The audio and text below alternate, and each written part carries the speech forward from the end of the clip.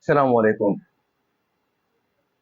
मुअज़्ज़िज़ नाज़रीन, प्यारे दोस्तों, बहनों, भाइयों और बुजुर्गों, मैं हाफ़िज़ सफ़दरनवाज़ एडवोकेट आपको अपने इस्लामी चैनल के अंदर खुशामदीद कहता हूँ। और हर रोज़ की तरह आज भी हम इंशाअल्लाह पारा नंबर 30 सूरा अबस की आयत नंबर 1 ता 42 तक की तिलावत, तर्जुमा, तफ़सीर और शान नुज़ूल पढ़ने का शर्फ़ हासिल करेंगे। तिलावत शुरू करने से पहले हम दरूद शरीफ पढ़ते हैं, आप भी मेरे साथ पढ़ें। اللهم صل على محمد وعلى ال محمد كما صليت على ابراهيم وعلى ال ابراهيم انك حميد مجيد. اللهم بارك على محمد وعلى ال محمد كما باركت على ابراهيم وعلى ال ابراهيم انك حميد مجيد. أما بعد فأعوذ بالله من الشيطان الرجيم. بسم الله الرحمن الرحيم.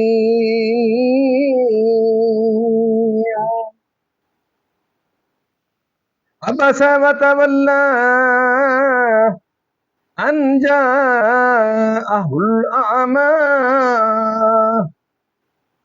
وما يدريك لعله يزكى أو يذكر فتنفعه الذكرى. أما من استغنى فأنت له تصدى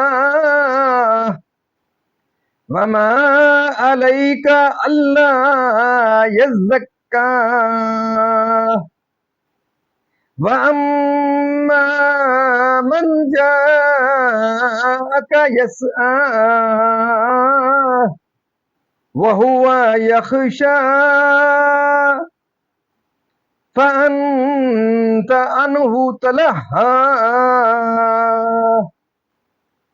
كلا إنها تذكرة فمن شاء ذكره في صحف مكرمة مرفوعة مطهرة بأيدي سفرة كرام بررة. قتل الإنسان ما أكفره من أي شيء خلق من نطفة خلقه فقدره ثم السبيل يسره ثم أماته فأكبره ثم إذا شاء أنشره. كلا لما يقض ما أمره فلينظر الإنسان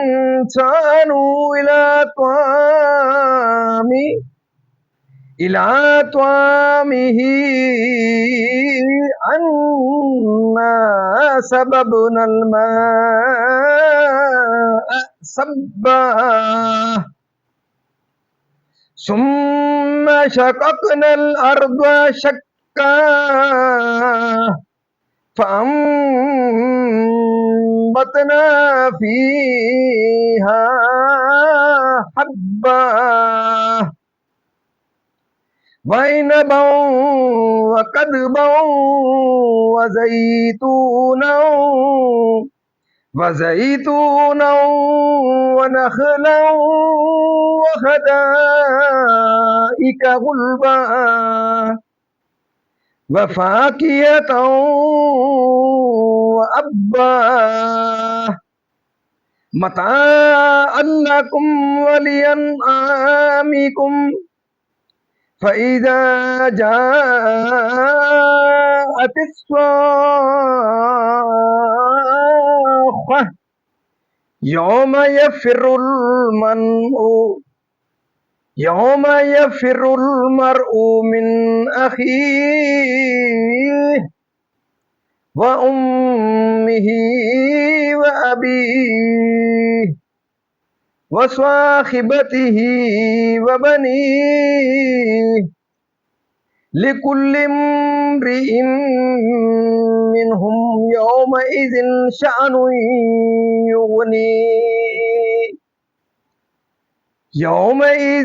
شأن يغنيه وجوه يومئذ مسفرة ضاحكة مستبشرة ووجوه يومئذ عليها غبرة ترهقها قترة أولئك هم الكفرة الفجرة صدق اللہ العظیم۔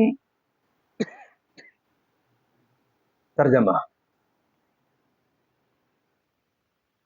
سورہ عبس مکی ہے، اللہ کے نام سے شروع جو نہایت مہربان رحم والا۔ اس میں 42 آیتیں اور ایک رکوع ہے۔ تیوری چڑھائی اور منہ پھیرا اس پر کہ اس کے پاس وہ نابینا حاضر ہوا، اور تمہیں کیا معلوم شاید وہ ستھرا ہو یا نصیحت لے تو اسے نصیحت فائدہ دے۔ وہ جو بے پرواہ بنتا ہے تم اس کے تو پیچھے پڑتے ہو، اور تمہارا کچھ زیاں نہیں اس میں کہ وہ ستھرا نہ ہو، اور وہ جو تمہارے حضور ملکتا ناز سے دوڑتا ہوا آیا اور وہ ڈر رہا ہے تو اسے چھوڑ کر اور طرف مشغول ہوتے ہو۔ یوں نہیں، یہ تو سمجھانا ہے، تو جو چاہے اسے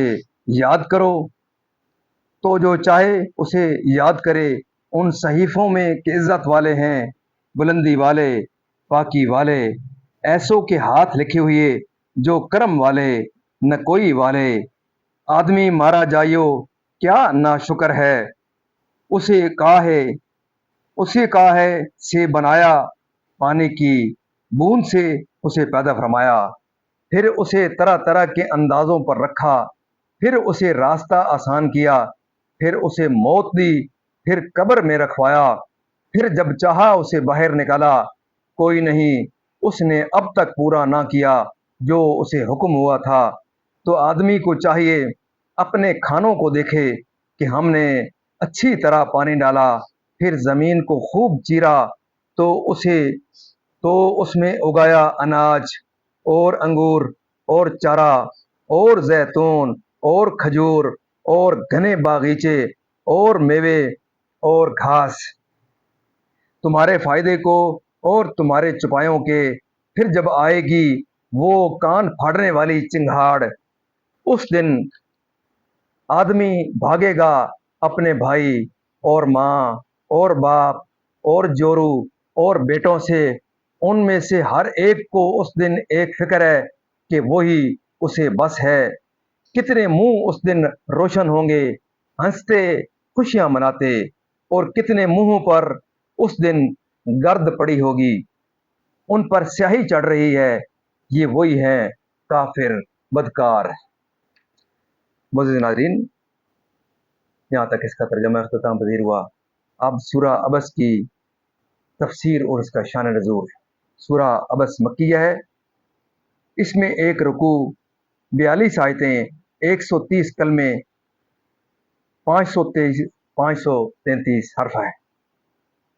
نبی کریم صلی اللہ علیہ وسلم نے یعنی عبداللہ بن مکتوم شان نزول، نبی کریم صلی اللہ علیہ وسلم نے عتبہ بن ربیہ، ابو جہل بن حشام اور عباس بن عبد المطلب اور ابی بن خلف اور امیہ بن خلف اشراف قریش کو اسلام کی دعوت فرما رہے تھے۔ اس درمیان میں عبداللہ مکتوم عبداللہ مکتوم نابینا حاضر ہوئے اور انہوں نے نبی کریم صلی اللہ علیہ وسلم کو بار بار ندا کر کے عرض کیا کہ جو اللہ تعالیٰ نے آپ کو سکھایا ہے مجھے تعلیم فرمائیے۔ ابن مکتوم نے یہ نہ سمجھا کہ حضور صلی اللہ علیہ وسلم دوسروں سے گفتگو فرما رہے ہیں، اس سے قطع کلام ہوگا۔ یہ بات حضور اقدس صلی اللہ علیہ وسلم کو گراں گزری اور آثار ناگواری چہرے اقدس پر نمایاں ہوئے اور حضور صلی اللہ علیہ وسلم اپنی دولت سرائے اقدس کی طرف واپس ہوئے۔ اس پر یہ آیت نازل ہوئی اور نابینا فرمانے میں عبداللہ بن مکتوم کی معذوری کی طرف اشارہ ہے کہ قطع کلام ان سے اس وجہ سے واقع ہو۔ اس آیت کے نزول کے بعد سید عالم صلی اللہ علیہ وسلم عبداللہ بن مکتوم کا اکرام فرماتے تھے۔ گناہوں سے آپ کا ارشاد سن کر اللہ تعالیٰ سے اور ایمان لانے سے بسبب اپنے مال کے اور اس کے ایمان لانے کے تمام میں اس کے درپے ہوتے ہو، ایمان لا کر اور ہدایت پا کر، کیونکہ آپ کے ذمہ دعوت دینا اور پیام الہی پہنچا دینا ہے۔ یعنی ابن مکتوم اللہ عز و جل سے ایسا نہ کیجیے، یعنی آیات قرآن مخلوق کے لیے نصیحت ہیں اور اس سے پن پذیرو۔ اللہ تعالیٰ کے نزدیک رفیع القدر کہ انہیں پاکوں کی سوا کوئی نہ چھوئے۔ اللہ تعالیٰ کے فرما بردار اور وہ فرشتے ہیں جو اس کو لوح محفوظ سے نقل کرتے ہیں کہ اللہ تعالیٰ کی کثیر نعمتوں اور بے نہایت احسانوں کے باوجود کفر کرتا ہے، کبھی نطفہ کی شکل میں، کبھی علقہ کی صورت میں، کبھی مضغہ کی شان میں، تکمیل آفرینش تک، ماں کے پیٹ سے برآمد ہونے کا کہ بعد موت بے عزت نہ ہو، یعنی بعد موت حساب و جزا کے لیے، پھر اس کے واسطے زندگانی مقرر کی، اس کے رب کا یعنی کافر ایمان لا کر حکم الہی کو بجا نہ لایا، جنہیں کھاتا ہے اور جو اس کی حیات کا سبب ہیں کہ ان میں اس کے رب کی قدرت ظاہر ہے، کس طرح جزو بدن ہوتے ہیں اور کس نظام عجیب سے کام میں آتے ہیں اور کس طرح رب عز و جل عطا فرماتا ہے، ان حکمتوں کا بیان فرمایا جاتا ہے۔ بادل سے یعنی قیامت کے نفخہ ثانیہ کی ہولناک آواز جو مخلوق کو بہرا کر دے گی، ان میں سے کسی طرف ملتفت نہ ہوگا، اپنی ہی پڑی ہوگی۔ قیامت کا حال اور اس کے احوال بیان فرمانے کے بعد مکلفین کا ذکر فرمایا جاتا ہے کہ وہ دو قسم ہیں، سعید اور شقی۔ جو سعید ہیں ان کا حال ارشاد ہوتا ہے، نور ایمان سے یا شب کی عبادتوں سے یا وضو کے آثار سے اللہ تعالیٰ کے نعمت و کرم اور اس کی رضا پر، اور اس کے بعد اشقیاء کا حال بیان فرمایا جاتا ہے۔ ذلیل حال وحشت زدہ صورت آخری جو صورت ہے یہ کافروں کی صورت بیان کی جا رہی ہے۔ ہم اللہ تعالیٰ کے دربار کے اندر اللہ تعالیٰ کا شکر ادا کرتے ہیں کہ آج تک یہاں تلاوت ترجمہ تفسیر اور اس کا شان مدور اختتام پذیر ہوا۔ ہم اللہ تعالیٰ کے دربار کے اندر یہ دعا کرتے ہیں کہ اللہ تعالیٰ ہمیں قرآن پاک کو سننے سمجھنے اور اس پر عمل کرنے کی توفیق عطا فرمائے۔ اللہ تعالیٰ تمام پریشانیوں دور فرمائے، تمام بیماروں کو شفا کاملہ عطا فرمائے، تمام مرحومین کو اللہ تعالیٰ جنت الفردوس میں اعلیٰ و بالا مقام عطا فرمائے۔ اللہ تعالیٰ تمام پریشانیوں دور فرمائے، اور میں دعا کرتا ہوں کہ اللہ تعالیٰ دن قیامت مجھے اور آپ کو اللہ تعالیٰ کے دربار کے اندر اس کلام کے صدقے، اس پروگرام کے صدقے اللہ تعالیٰ کے دربار کے اندر حضور پاک صلی اللہ علیہ وسلم کی شفاعت نصیب فرمائے۔ آمین ثم آمین۔